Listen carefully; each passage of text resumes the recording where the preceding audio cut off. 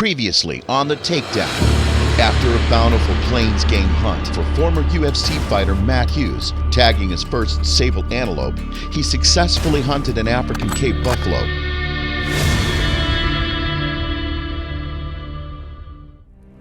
In the beginning, God made hippo. He went to God and asked, "Can you allow me to stay in the water during the day to cool my body?" God answered, "No, you will be eating my fish." To prove that I'm not eating your fish when I'm in the water, I'll try to open my mouth so that you should go and check whether there is some fish bones in my mouth. Because of loyalty, God made hippo to be a king of the water. The thing that makes hippo hunting dangerous is the potential of getting charged by hippos, either because you're in their territory or if you get in their way between them and the water. People always think that fighting is an individual sport, and it's not. Fighting is very much a team aspect. I've got to have my partners to get me ready, my coaches to get me ready, and I've got to have my cornermen out there to help me in the present. The Takedown is sponsored by Browning, the best there is. Hornady, accurate, deadly, dependable. Zeiss, we make it visible. Arctic Cat, share our passion. Otis Technology, smart gun care. Yeti Coolers, built for the wild. the Wildlife Gallery Custom Taxidermy Studio. Cold Steel, anytime, anywhere. And by Hell's Canyon. See you there. Matt Hughes is on a dangerous game hunt for hippo, deep in the eastern Caprivi. Okay, so the plan for now is to quickly drive and go fetch our game scout. He didn't sleep in camp last night, that's why we're up a little bit earlier. Yeah, according to the laws, we have to have a game scout with us. My name is Ace. How are you?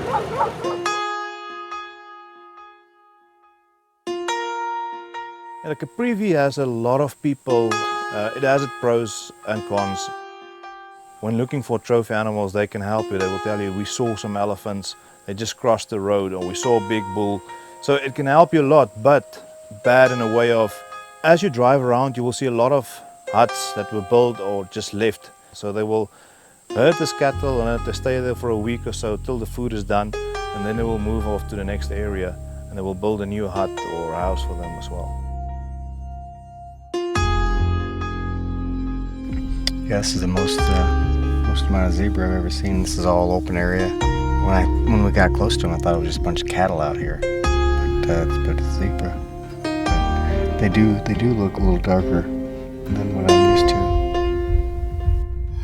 The most important thing when we're hunting hippo is going to be to make sure of exactly where we are and where the hippos are, and to be very, very aware of our surroundings. The conservancy itself isn't that small, it's limited areas where you're going to locate hippo. You know, when we get here, we're dependent on that game scout to know the location of the animals, their travel paths, maybe just basically where they're going to be at. They are under the water. And you know, there's only so many areas in the conservancy that you can check out, and if they're not there at that specific time, they're not there. So you have to be mentally strong, you know. No, I'm not disappointed. Just the way it is. We sat down there for over an hour, maybe close to 2 hours. I don't know. I'd rather go see hippo than just drive from pond to pond.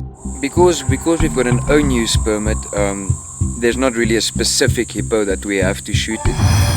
The Conservancy Office grants meat-only permits in an effort to promote conservation through utilization.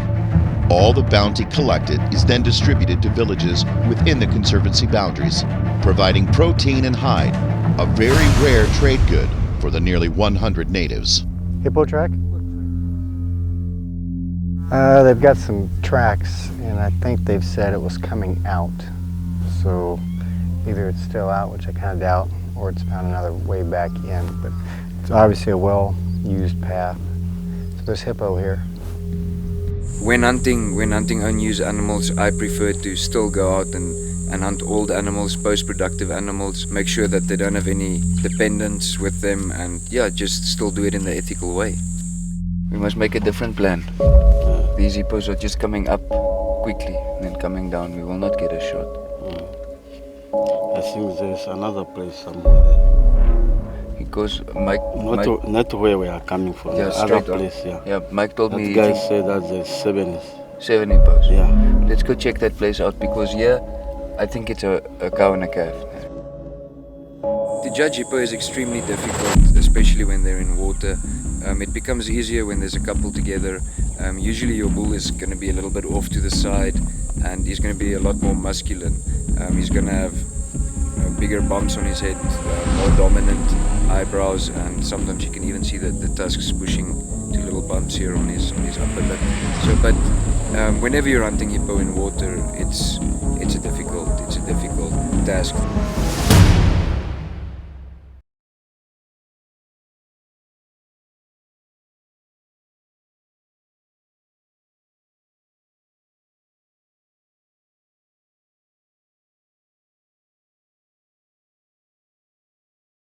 This segment is presented by Cold Steel.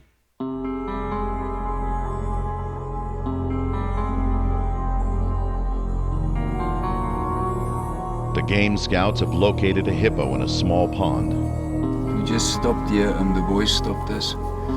This is where we saw that hippo, cow and calf earlier this morning. And there was a croc that was out there. It was probably around about a 8-9 foot croc. It was messing with the hippos. He swam back off to the bank now. The guys are pretty confident that the other spot we went to go check out, all the villagers, they said no, the hippos moved down. So we'll continue going down. We haven't checked that side out. Maybe the rest of the pod is there. The freaking hippo keeps going up and down. Every time I bring my glasses up to look at it, he goes back down. Yeah, it's a little bit quick. But it's gonna warm up now. It's still early, it's only 8:10 now. As soon as it gets warmer, I'm pretty sure these hippos are gonna bank and bask in the sun for a bit. So okay. Sounds good. There's a chilly wind blowing, so hopefully it warms up a little bit on us. Yeah, but even with the cold wind, you know, they'll have to get out and warm up a bit in the sun. So the day is but an embryo.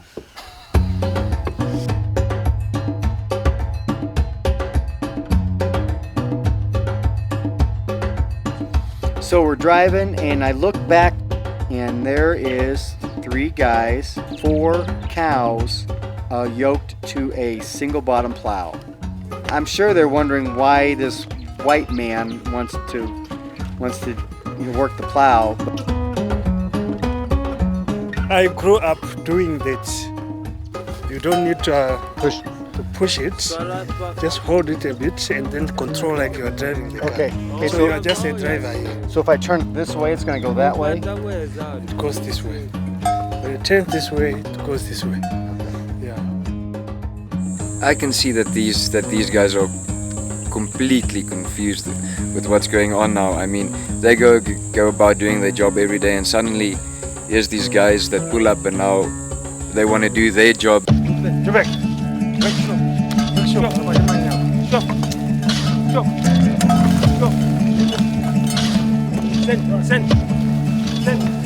I was excited to see that plow and those guys, and I always say that I could have been born, in the early 1800s with a single bottom plow and no electricity. And now I maybe have the opportunity to jump back in time, see how it works, and do it myself.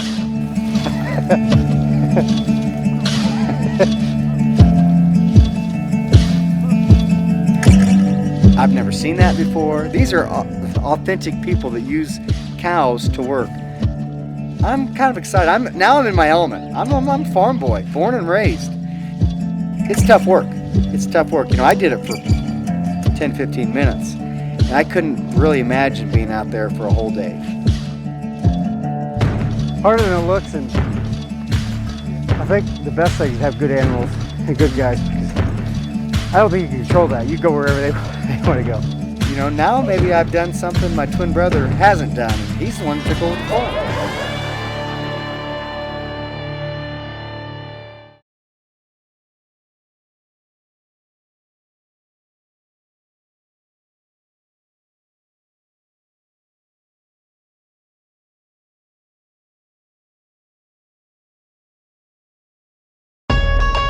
Matt Hughes and professional hunter Ace Schickerling of CKS Safaris have traveled to the eastern Caprivi Strip in search of dangerous game.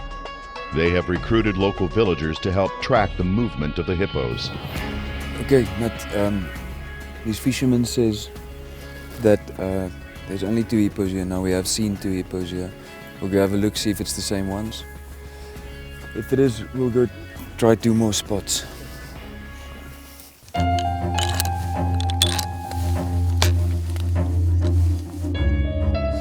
Those 2 guys, they say they hid them in this grass. Time to analyze. Kuloba. Kakulesi zari zitonabusuka ofera. We can't go in the reeds where they're at. So they've hit the reeds, they're done for the day, they'll come back out in the afternoon, late afternoon. Okay guys, let's go. Let's go. We don't have a lot of options right now. It's not usual that we see so little hippos in this specific conservancy, but that's how hunting goes. Sometimes you see a lot, sometimes you see little. After talking to some of the local guys in the area, they told us about a specific pool where they've seen hippo the day before. So we're gonna go check it out. Sorry.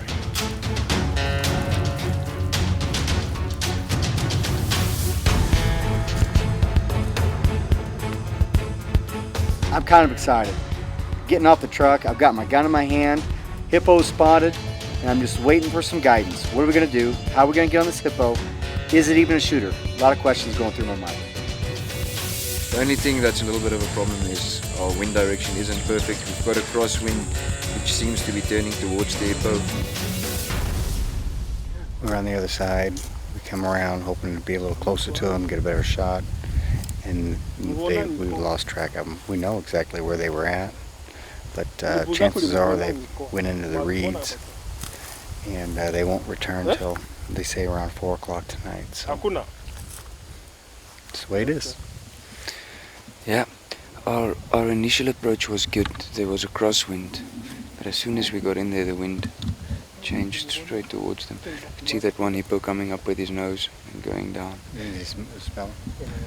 I think they might have. Matt is hunting hippopotamus, Africa's most dangerous alpha male, capable of speeds of up to 30 miles per hour. Hippos have been known to kill people, even though they're vegetarians. Its jaws can snap shut at a gnawing power of 1 ton, enough to kill a crocodile or take out a small vessel. The following morning, the team heads to the spot where hippo activity was last spotted. I'm thinking we got a good chance now. You know, we're coming back to the same spot. We know these hippo are here.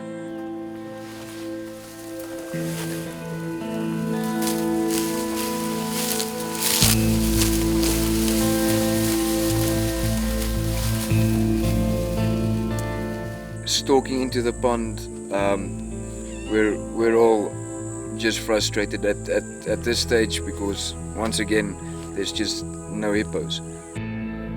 I'm not real frustrated, just the way it is. Just the way it is. Yeah, when you see something out there you might be able to take and it doesn't work out. So yeah, I mean, I'm maybe a little frustrated, but not a huge deal. Life goes on. For as big as these animals are, they are invasive. But, you know, they gotta be the king of the water.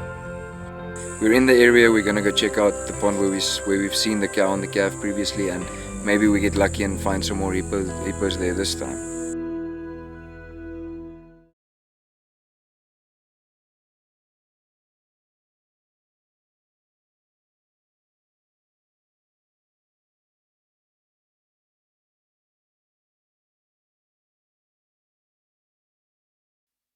The Takedown is sponsored by Browning, Hornady, Zeiss, Arctic Cat, Otis Technology, Yeti Coolers, the Wildlife Gallery, Cold Steel, Hell's Canyon, and these fine sponsors.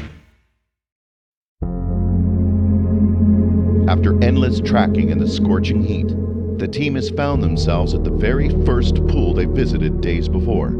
Hippos have been spotted by local farmers.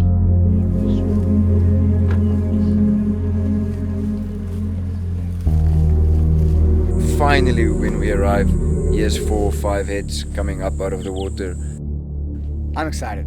There's hippo here. And with 4 heads in the water, that's not just a cow and a calf. There's got to be something there that we can shoot. So I'm excited. Got the gun on the sticks. I'm waiting. We're kind of around a tree where I think we're pretty camouflaged.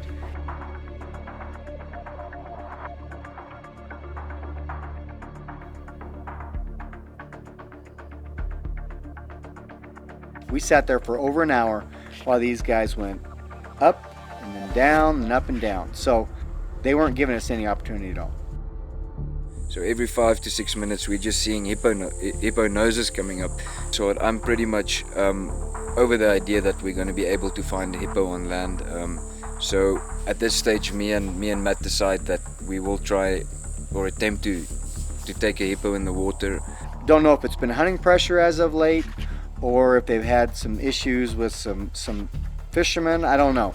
They weren't giving us any opportunity at all. I send Austin to go get the guys so they can go out on the Mokoro, make noise, and we're hoping that if they do that, the hippos will come up and have a good look and spend some more time above water just looking at the guys on the boat. It's of the utmost importance that Austin hurries up and gets the guys over here, because we might lose our opportunity if those hippos go into the grass.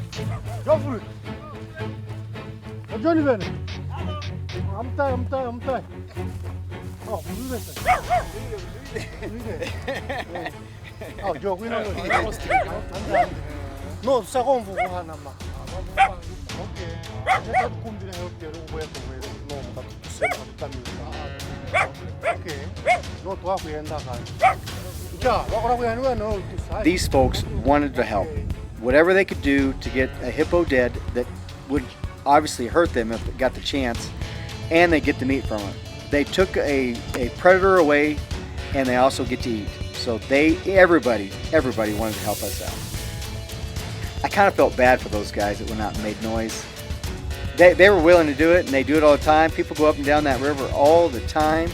But those guys that were making the noise in that boat, could have ticked those hippo off. Could have got dangerous.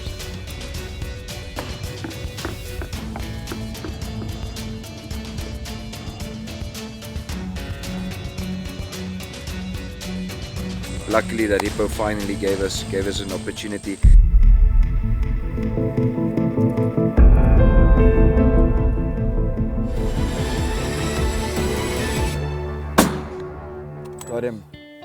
Got him, good shot.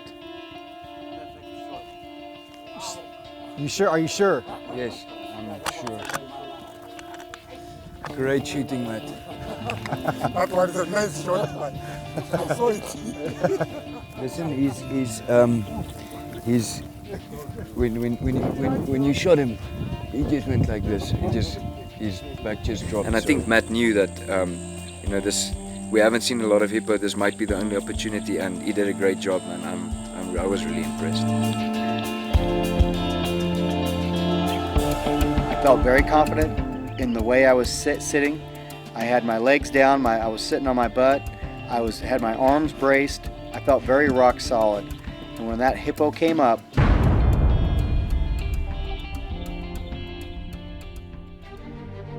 we're all excited. Matt's excited. He's got his hippo. We've worked hard for this hippo. I thought it was my responsibility. If I shot the hippo, why should somebody else go out there and look for it, tie it up, and drag it back? I think I take responsibility for things that I do, and I felt that was my job.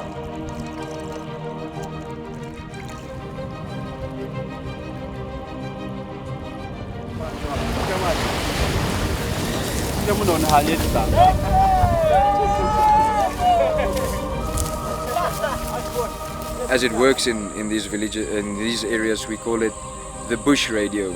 Within half an hour of us having the hippo out on land, there's about 30 people there, all excited, all willing to help skin, and everyone's excited that there's hippo meat for dinner. Well, Matt, congratulations! You just shot a beautiful hippo here. We're currently in the Caprivi, or now known as the Zambezi region. We had a bit of difficulty this time. Yes, but all makes up for it at the end. You know what I'm saying? So definitely. Really happy with the experience. This specific hippo here is own use for Lusese Conservancy, so which means it's not a trophy. We don't get to keep anything, but the people gets to keep all the meat, and that's the idea behind the system. They give a couple of animals every year, which they call own use, and it's directly for the people of the conservancy, and I think it's a great system. You know, it's provides them with protein. Usually the guys over here, they mainly eat fish and maize meal, and this is a way of providing them with red meat, and also a detergent, you know, not to poach. We've hunted hard the last couple days and just had a good time doing it, and that, you know, these 2 or 3 days have really built up to a good time for me. Ace, I'm pretty excited. Yeah, no, well, you should be. It's a big old depot, and you know, my patience were being tested today.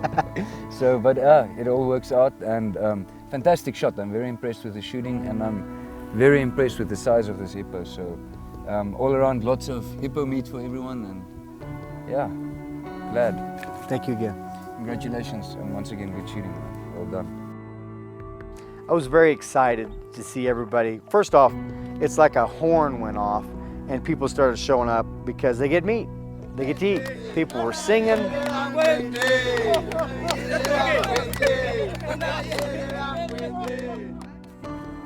This has been a once-in-a-lifetime experience for me, no doubt about it.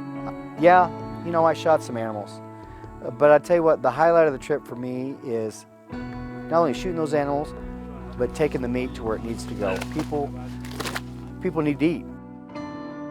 You know, Ace has got a great crew here. Not only is he an excellent guide, but he's a good guy to be around. I can enjoy being around Ace at any time. And the whole crew, Peter, Louie, by far, this is the best hunting organization I've ever been in Africa. You know, our last night in the Caprivi, Ace takes us on a drive, and we're just going out looking around. We're not knowing we're gonna see anything big. But when we finally see a herd of elephants, icing on the cake for me.